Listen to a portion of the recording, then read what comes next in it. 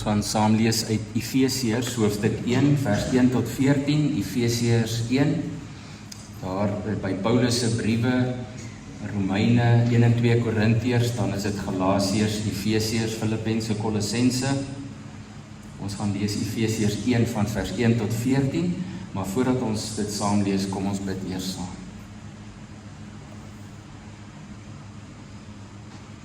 Hemelse Vader, baie dankie dat U ons U kinders noem, omdat U ons geskape het, maar ook omdat U ons gekoop het, ons verlos het, ons U familie gemaak het deur die bloed van ons Here Jesus Christus.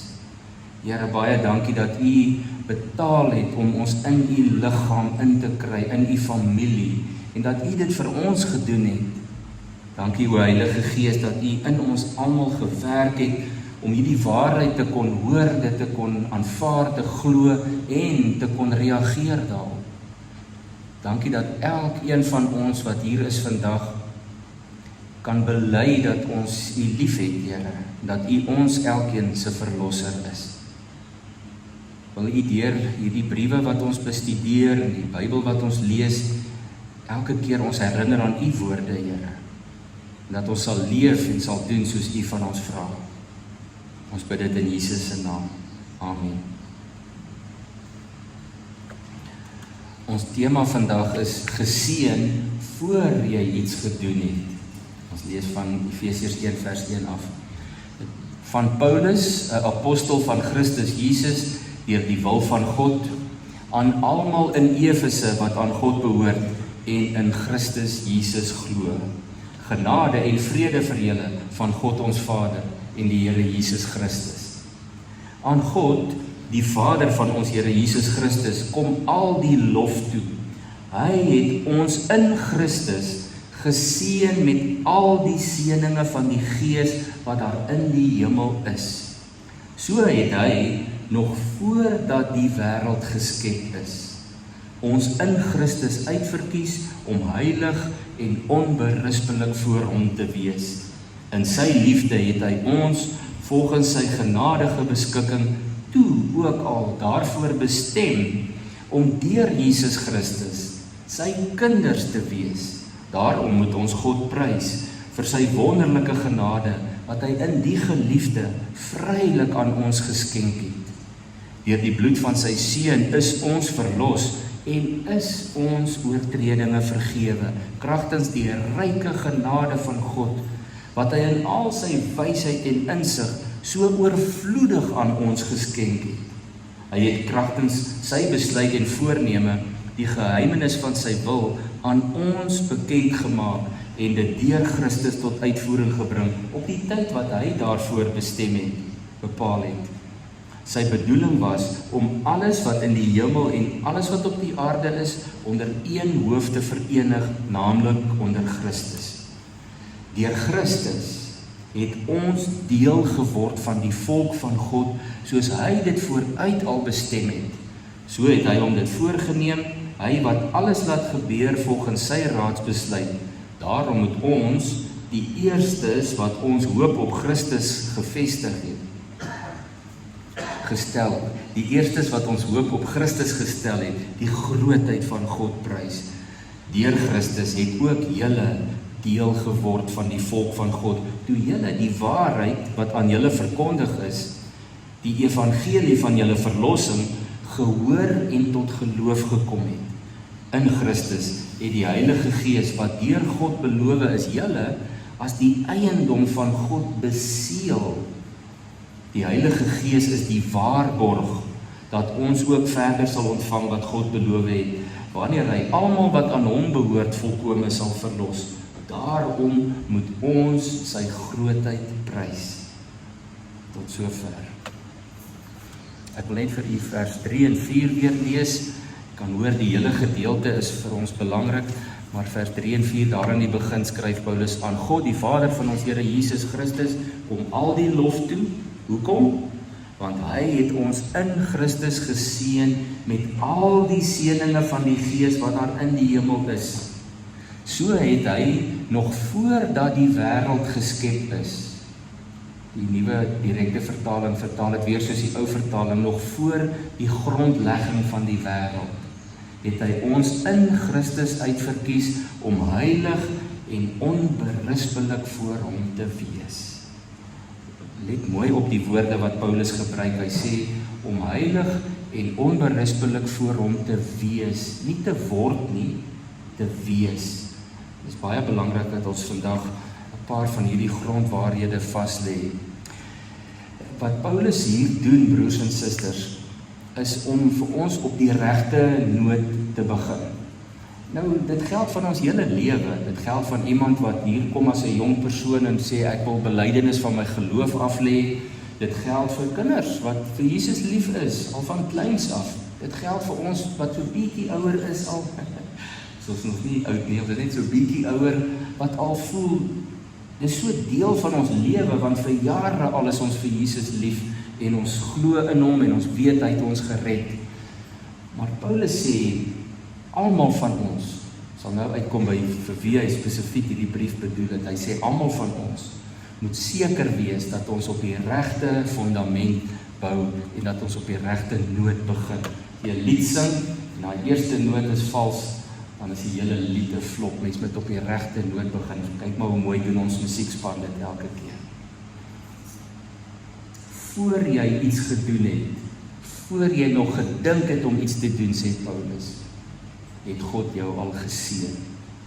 Voor jy nog gedink het om iets te doen. En dit, broers en susters, wat julle al so baie gehoor het, maar ek is bekommerd, want ek weet nie of dit vasgegroei het in ons harte, dat ons daaruit leef nie. Dit is ons identiteit. Dit is wie ons is. Nie oor iets wat ons gedoen het, of reg gedoen het, of daarom redelik goed gedoen het nie. Dis wie ons is in Christus. Paulus het hierdie woorde baie saam gebruik, daar's al boeke daaroor geskryf, ook sy hele konsep van in Christus vind ons lewe, ons redding, ons identiteit. So kom ons kyk net baie kortliks, kom ons hierdie brief so ook kan geniet en kan waardeer en kan lees en bestudeer en die waarhede indrink, net soos daar die eerste gelowiges. Paulus sê, hy het 'n skatkis wat hy vir ons wil oopmaak en hy sluit nou met daai sleuteltjie vir ons hierdie skatkis oop. Hy begin soos baie, die briewe het so begin, want dit was of miskien op perkament, bladsye, maar baie keer in 'n rol, so as jy hom nou ooprol, dan moet jy in die begin sien van wie afkom die brief, so hy begin al sy briewe so, die ander apostels ook, dis van Paulus. En hy stel homself net weer 'n slag bekend, hy sê ek is 'n apostel van Jesus Christus, deur die wil van God. En dan sê hy, ek skryf vir julle almal wat in Efese is en wat aan God behoort en wat in Christus Jesus glo. Maar julle kan nou mos hoor, dis 'n inklusiewe groet. Hy sê nie, ek groet die leiers of ek groet party van julle nie. Ek sê aan almal wat in Efese woon en aan God behoort en in Christus Jesus glo. Nou, as jy kan terugdink aan Handelinge, as jy dit dalk gelees het onlangs, of kan onthou, dis 'n baie belangrike teksvers in Handelinge 19, en dit is vir ons geloofsfondasie ook baie belangrik, so maak gerus 'n aantekening van Handelinge 19, vers 1 en 2, daar lees ons dat Paulus vir die eerste keer hierdie mense ontmoet het van Efese. Daar staan, terwyl Apollos in Korinthe was besig om te werk, het Paulus deur die binneland gereis en in Efese aangekom. Daar het hy 'n groepie gelowiges gekry, hulle het al in Jesus geglo, hulle word gelowiges genoem, en toe vra hy vir hulle, het julle die Heilige Gees ontvang, toe julle gelowig geword het? Dis 'n baie belangrike waarheid om te onthou, dit is nie die onderwerp vandag nie, maar in daardie tweede vers van Handelinge 19, sê Paulus sommer al vir ons, wanneer ontvang iemand die Heilige Gees? Nie wanneer jy op 'n sekere manier gedoop is, of op 'n sekere tyd of ouderdom, of deur 'n sekere persoon, of iemand of 'n groep mense vir jou hande opgelê het nie. Hy sê, het julle die Heilige Gees ontvang, toe julle gelowig geword het? Nou dit is so duidelik soos daaglik. Elke mens, elke persoon, oud of jong, wat opreg uit sy hart uit sê, ek is lief vir Jesus, ek glo in hom. Dis nie uit ons eie krag nie, Dis die Heilige Gees wat ons by daardie punt bring en ons selfs deur sy liefde saggies lei om ja te sê vir Jesus. Hy sal jou nooit dwing nie. Maar ons kan nie uit ons eie sê, ek het al so oulik nie, ek het Jesus gevind. Nee, Jesus het jou gevind. En die Heilige Gees het in jou gewerk, dat jy gesê het, ja Here, ook my Here. En dan sê Paulus, het julle die Heilige Gees ontvang, toe julle gelowig geword het. Nou, julle kan self verder gaan lees, hulle sê toe, nee, ons het nie geweet die Heilige Gees is al uitgestort nie, en daarom het Paulus hulle toe gedoop in die naam van die Vader en die Seun en die Heilige Gees, want hulle was nog net met die doop van Johannes die Doper gedoop, net in die naam van Jesus. Die belangrike punt is, Paulus ontmoet hierdie groepie gelowiges daar toe al met sy sendingreise besig was, en so kom daar 'n gemeente tot stand van mense wat in Jesus glo. Nou, dis baie belangrik, soos ek gesê het, om te hoor, Paulus skryf vir ons, want hy skryf vir almal wat aan God behoort, en in Christus glo, hy skryf vir ons ook, maar hy skryf nie vir die elite nie, of die leiers, of die geleerdes nie, hy sê vir almal wat vir Jesus lief het. Daardie stad waarin hulle gebly het, was maar soos baie van die Griekse stede, daar was baie mag en geld, daar was allerhande bose goed ook aan die gang, okkultisme, keiserverering, die keiser was letterlik aanbid, en Paulus skryf nie hierso so 'n selfhelpbriefie, hy sê, kom ek gee vir julle 7 stappe van dinge wat julle kan doen, en dan gaan julle nou sommer baie beter Christene wees nie. Hy sê, nee, kom ons begin by die regte punt, op die regte noot, kom ek verduidelik vir julle wie julle is. As jy weet wie jy is, dan weet jy ook hoe om op te tree, dan weet jy hoe om te leef, dan weet jy wie jy is. 'n Mens kan nie leef as jy nie weet wie jy is. En daarom sê hy, ek groet julle met genade en vrede van God die Vader en ons Here Jesus Christus. So vir my en jou broer en suster vandag ook, ek weet julle het hierdie al baie gehoor. Maar maak seker dat jy nie hier uitstap vandag, hierdie kwartaal of hierdie jaar verder ingaan, as jy nie in jou hart vandag seker is wat die woord van God sê, weet wat die Here deur Paulus vir jou sê, wie jy is. Nie wie jy moet word of wat jy moet doen nie, dit kom so tussendeur ook, maar hy begin by wie jy is. En daarom sê hy vir ons, dit is die kern van hierdie saak, hy begin dit so, hy sê, jou identiteit kom voor jou aktiwiteit. Jou identiteit bepaal jou lewe en jou optrede, en dan gee hy 4 groot waarhede. Hy sê, onthou dat voor die skepping al, broers en susters, julle moet hierdie baie mooi verstaan. Dit is so ver terug in God se hart. Dis met liefde vir ons in sy hart, dat hy geskep het.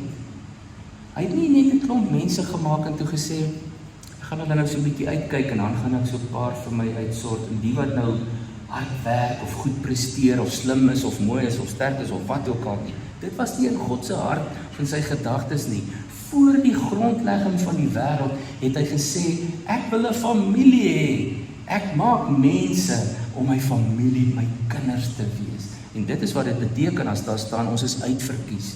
Dis nie die ou stryd wat in die kerk was oor die uitverkiesing, wie's nou uitverkies en wie's nie uitverkies nie. Paulus sê, God het voor hy geskape het al mense almal uitverkies, almal. Hy het nie in sy hart daar gesit by die skepping en gesê, ek gaan nou biljoene der biljoene mense maak, maar ek moet net die helfte hê. Ek moet nie die ander helfte hê nie. Nou dis die waarom 'n mens jou gedagtes moet kry. Dit beteken nie almal het 'n kaartjie hemel toe nie, maar niemand kan ooit by die Here opdaag en sê, wel ek het maar geleef soos ek wou, want ek was nie een van daai wat uitverkies is nie. God het voor die skepping almal uitgekies.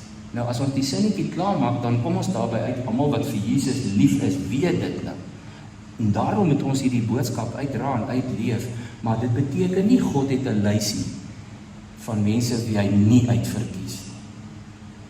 En daarom moet ons Jesus Christus verkondig, dat die mense die lig kan sien en na hom toe kan kom en ook hierdie waarheid kan ontdek. Anders leef hulle doelloos. Hulle leef asof hulle in beheer is, maar hulle weet nie wie hulle is nie. totdat hulle vir Jesus Christus ontmoet. Maar ons kan nie sê, daar's mense wat God gemaak het, maar hy wil hulle nie hê nie. Voor die skepping al. Nou, vergeet nou vir 'n oomblik van al die ander mense waaroor ons nou nie so seker is, hoekom lyk hulle lewe soos hulle lyk, hulle leef nie soos mense wat uitverkies is. Vergeet vir 'n oomblik van hulle. Dis nie my en jou taak om ons koppe te breek oor hulle nie. My en jou roeping is om te weet dat jy uitverkies is deur Christus, voor die skepping al. Hy sê God het ons aangeneem as sy kinders in vers 5.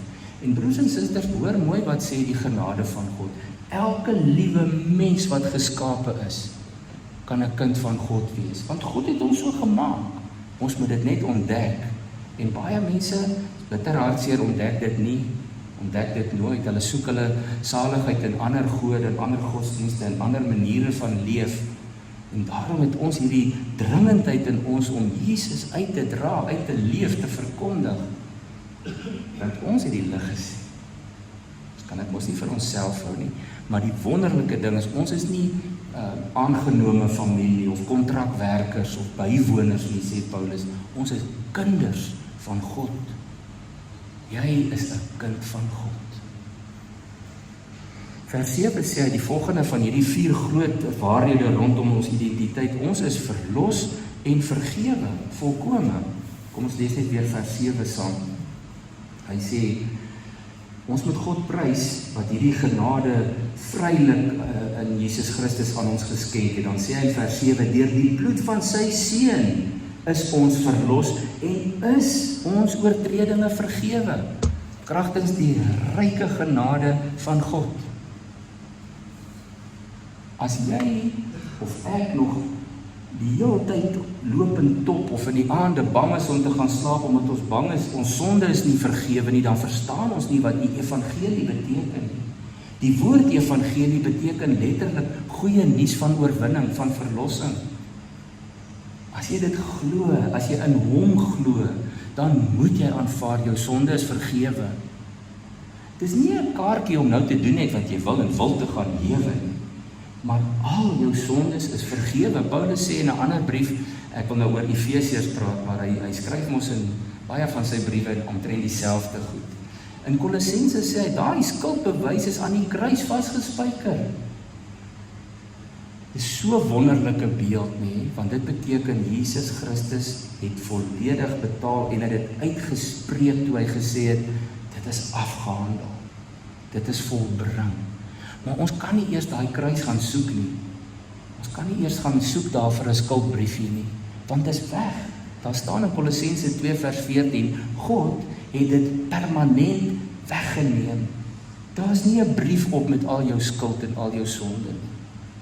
Dit behoort by ons so geweldige dankbaarheid op te wek, dat ons niks met sonde te doen wil hê nie. Maar God straf ons nie vir elke oortreding wat ons begaan en elke fout wat ons maak. Want nie een van ons is volmaak nie. Paulus was nie volmaak nie, nie een van die ander apostels was nie. Niemand wat nog ooit gelewe het op aarde volmaaktheid bereik nie. Maar die Here het gekom om jou vry te maak van hierdie las van ek is konstant in die moeilikheid by my Vader. Nee, jy is skoon gewas met die bloed van die lam. Jy is skoon gewas. Jy moet nie nog eendag skoon gewas word nie. Jy is skoon gewas. As jy jou identiteit verstaan, dan sal jou lewe anders lyk. Jou woorde sal anders wees, jou gedagtes sal begin anders wees. Jy sal soos Paulus in Romeine skryf, jou konstant wil besig hou met die dinge van die gees, nie die dinge van die vlees, van die ou natuur nie. Die 4 waarhede wat hy oor ons identiteit sê is, jy is voor die skepping al gekies om aan God te behoort. Jy is aangeneem as 'n kind. Jy is verlos en vergewe en skoon gewas en jy is ingesluit, die 4de een, in God se groot plan. Vers 10 en vers 11 sê dit baie duidelik vir ons. Sy bedoeling was om alles op die aarde en onder die hemel onder een hoof te verenig, naamlik onder Christus. Alles, ons ook. En dan sê hy, deur Christus het ons, wat vir Jesus lief is, deel geword van die volk van God. Nou, hy praat met heidene. met ex-heidene, so, hulle weet nie mooi van hierdie hele ding. Die Israeliete het 'n geweldige nasie-trots, want onthou vir hulle was politiek, en nasie en geloof en godsdienst een ding. Hulle was die uitverkore volk van God wat uit Egipte bevry is. So hulle was die volk. Toe kom Jesus en sê, maar hierdie volk het my verwerp. Hulle het my laat doodmaak. So nou is my nuwe volk enige iemand wat my lief het. Nie net Israeliete nie. Daai volk is nou nie meer my uitverkore volk. Paulus skryf dit in elke brief, Petrus skryf dit so mooi, hy sê, ons is die koninklike priesterdom, die uitverkore volk van God. Wie?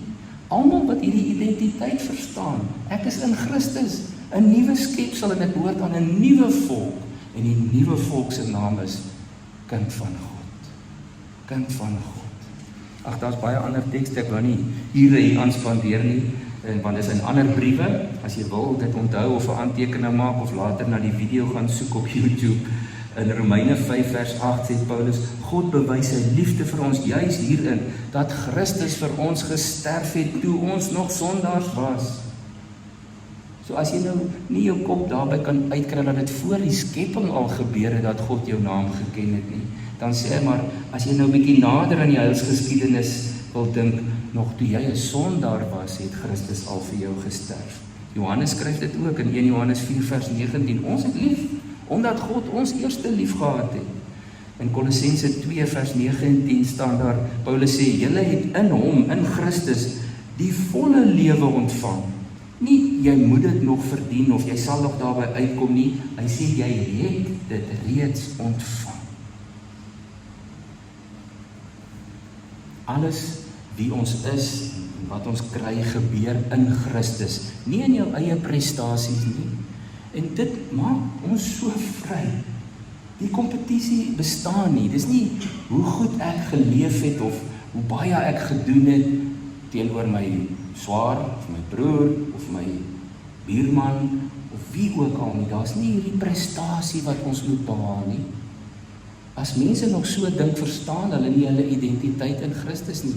Jou werk, broer en suster, jou werk is nie om Jesus lief te hê nie. Want dis nie 'n werk nie. Jou werk is om deur hom liefgehê te word. In Engels sê dit baie mooi. It's not your job to love Jesus. Your job is to be loved by Jesus. Want die oomblik as ons dink, wow, dis my roeping, dis my taak, dis my werk, ek moet vir die Here wys hoe lief is ek vir hom, dan raak dit jou eie prestasie. En vanaand kan ek jou 'n brief gee, gaan jy skuldig voel, want jy was nie vandag lief genoeg vir hom nie. Dis nie hoe dit werk nie. Jy kan rustig gaan slaap en sê, Here, dankie dat U my lief het, dat U my eerste lief gehad het, dat U my voor die skepping van die wêreld al in U volk ingewerk het. As ek net hierdie identiteit kan snap, dan gaan ek môre opstaan met 'n nuwe gemoed, met 'n nuwe visie, met 'n nuwe agenda. Dan kan ek nie leef soos my ou mens nie. Dan kan ek nie leef soos die wêreld nie, want my identiteit is nie in die wêreld nie. Ons identiteit is nie in Adam nie. Ons identiteit is in Christus. En hy bepaal nou deur sy gees ons gedrag. Ons is nie in ons lewe op soek daarna om deur God aangeneem te word nie. Ons leef vanuit ons aanneming. God het jou reeds aangeneem. En nou leef jy vanuit hierdie identiteit. Ag, en dan kom Paulus met hierdie wonderlike konsep wat ek dink ons ook nie altyd so mooi verstaan nie, is dat hy sê God waarborg dit vir jou. Hoe duideliker wil jy dit nou nog hoor as hy sê hy het sy Heilige Gees gegee om ons te beseël. Dit kan ook vertaal word met verseël, maar dis vas. Dis 'n waarborg, daardie seël kan nie gebreek word nie, want dis God wat dit verseël. En hy verseël dit met homself, deur in die gestalte van sy Heilige Gees in jou te kom woon. En wanneer jy 'n klomp goed gedoen het en jy's nou redelik goed genoeg en nou kan dit gebeur nie. Wanneer jy gelowig word, dan kom vestig God sy Gees binne in jou. As waarborg, sê Paulus, van wat ons nog alles meer sal ontvang. Het julle mooi gelees daar in die begin, hy sê, God het julle geseën met al die seëninge wat daar in die hemel is. deur die Heilige Gees. Besef jy hoe geseënd jy is om aan God te behoort? Dit is jou identiteit. Dis wie jy is. En dit bepaal jou gedrag, nie andersom nie. Nie as ek nou eendag goed genoeg is nie. Dis 'n waarborg van wat Jesus reeds gedoen het. Christendom beteken nie, ek moet vashou aan die geloof, miskien maak ek dit nie. Christendom is, ek kan rus, want God hou my vas. Dit hang nie af van hoe goed ek aan hom vashou nie.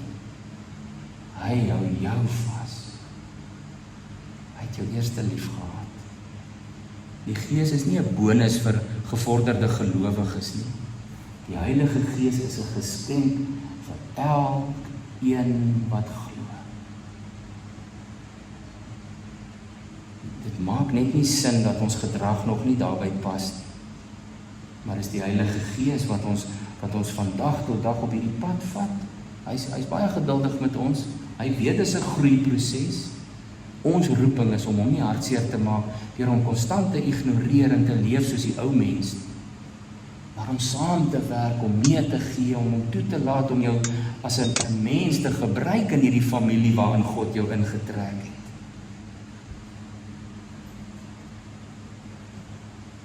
As kind van die Here rus my en jou toekoms nie in ons volharding nie. Ons toekoms rus in die genade van God, wat hy vir jou gegee het, in sy trou. En daarom sê Paulus in Romeine 8 ook in vers 15 tot 17, julle het die Gees ontvang wat julle kinders van God maak. Kinders is nie gehoorsaam aan God sodat hulle sy kinders kan word nie. Hulle is gehoorsaam aan God omdat hulle reeds sy kinders is. Dis nie iets waarna toe ons werk nie. So die uitdaging, broers en susters, is om te leef, nie om God te probeer beïndruk nie, maar om te leef as iemand wat verstaan hoe geseënd ek is om in Christus te kan wees en in hom my identiteit te vind. Ons begin by genade. Ons werk nie daarna toe nie. Ons leef vanuit ons identiteit. En die uiteinde van ons lewe moet wees dat God die lof en die eer ontvang. Gaan lees weer hierdie gedeelte oor en oor en oor as jy nie seker is oor jou identiteit in Christus wat God voor die skepping al vir jou bepaal het. Amen. Kom ons bid saam. Here Jesus, baie dankie dat U met U lewe betaal het, met U bloed ons gekoop het, ons skoon gewas het, ons vrygespreek het en ons U familie gemaak het. Maar dat hierdie besluit al geneem is voor die skepping. Help my ook in hierdie week, my lewe vorentoe, waar ek dalk gaan probeer om myself te bewys, dat ek sal onthou en verstaan dat U my reeds aanvaar het. En wanneer ek verkeerd doen, dan bely ek dit voor U, Here. Maar dankie dat U die skuldgevoelens wegvat, omdat ek reeds vergewe is. En wanneer ek onseker is, dankie dat ek kan dink aan hierdie woorde wat opgeteken is, dat ek verseël is deur U Heilige Gees. In Christus, as U eiendom, as U kind verseël is. Ek prys U naam daarvoor. Amen.